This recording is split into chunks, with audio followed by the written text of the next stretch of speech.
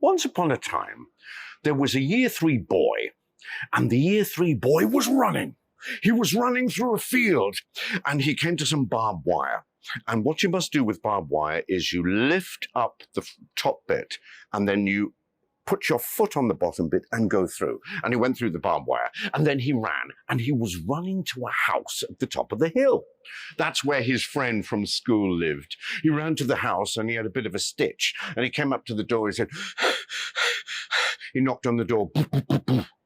And the granddad who lived with the girl came down, opened the door and said, hello, little boy, what do you want? Hello, you know the year 3 girl what lives here, is she going to come out to play? Hold on a minute, I'll call her. Gail, are you going to come out to play? Well, the year 3 girl came to the top of the stairs and gave a hip wave, a year 3 hip wave, which is like that. And the boy said, you're going to come out to play in the meadow? And the girl said, Grandad, can I play in the meadow? And Grandad said, yeah, I don't mind you playing in the meadow, right? But please, you must do one thing. Never go into the woods, all right? There's something bad in them woods. Don't go into the woods. All right, Grandad, I won't go into the woods. Come on then, let's go. And the 2 children, they came out of the door and they started running to the meadow. They got to the barbed wire. The boy lifted up the top, put his foot on the bottom. She went through, and then she turned around and did it for him. And he went through, and they bombed it down to the meadow. Now, a meadow is a beautiful place. It's an area of land which is covered in grass and flowers, and there are some trees there. But in this meadow, there was a big oak tree, and the oak tree had fallen. And because it fell, all of its branches made a room inside. Well, the girl ran down, and the boy, he saw other boys running, so he joined them. And the girl thought, I wonder what's in that tree.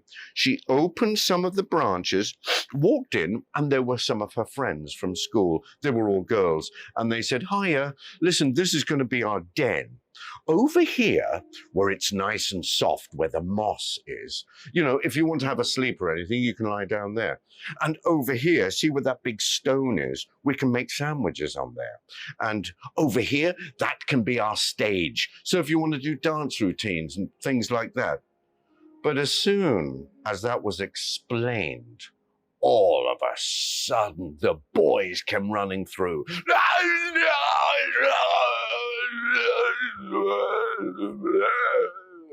And the girls thought, gosh, you're spoiling it for all of us. Now, the main girl, she was fed up. She said, I don't want to play here. I'm going out. And she went past the tree and she went towards the woods because there were daisies on the floor. And she said, do you know what I'm going to do? I'm going to make my granddad a daisy chain. Now, how you make a daisy chain is you pick a daisy, which is a nice white flower with a yellow middle, and use your nail, you cut into the stem, and you put another daisy in there. And then you cut the stem of that daisy and put another daisy in there. And she began to make daisy chains, and she actually put some buttercups in there as well. And she quite liked the chain. And then she looked into the woods. The woods were lovely and cool and quiet. And whilst she looked in there, she thought, oh, look, there are some daffodils in there. Now, daffodils are very big flowers, very yellow, and they look like gold. And the girl thought, I'm going to get some daffodils for Grandad, but I can't go into the woods.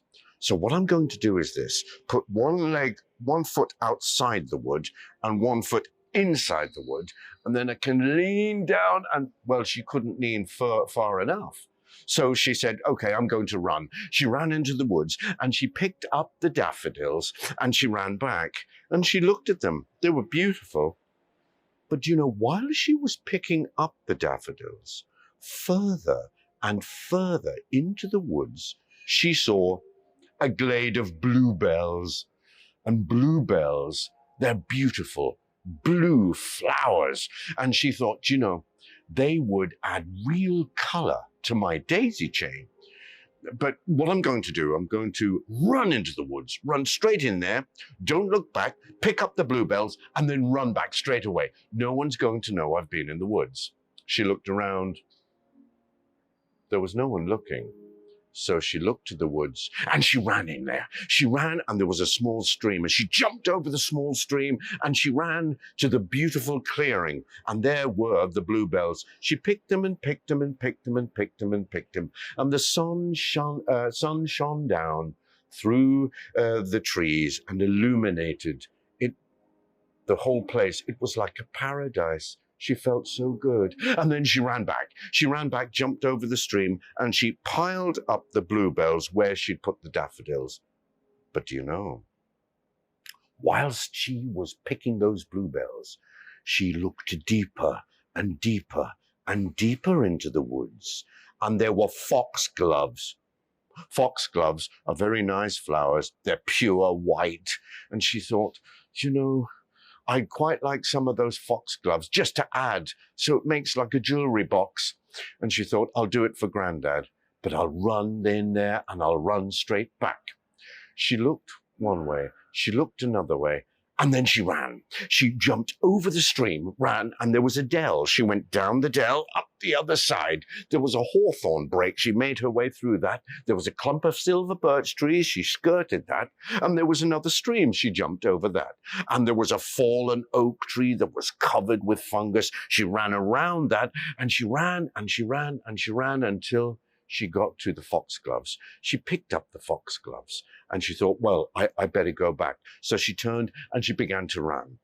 She expected to come by the fallen oak tree, but it didn't appear. But there was the small stream. She jumped over the small stream. She went down the dell, up the other side, and then there was another dell that wasn't there before. And she went down there and up the other side. She looked for the clump of silver birch trees. There were so many. She thought that was the one. She went towards that one and she jumped over another river. Well, 20 minutes later, she realized she hadn't been going out of the woods. She'd been going deeper and deeper into the woods. Now she felt that feeling of lead in the stomach when you know you are lost. When she looked around, the woods, the trees felt as if they were creeping in towards her, and she smelled him before she saw him. That smell of wet fur, that smell of broken leaves. There, between two trees, something big moved, and it was very fast. And she thought, I've got to get out of the trees. And she ran into a clearing, and she thought, I'm okay here. And then she felt the hot breath on the back of her neck.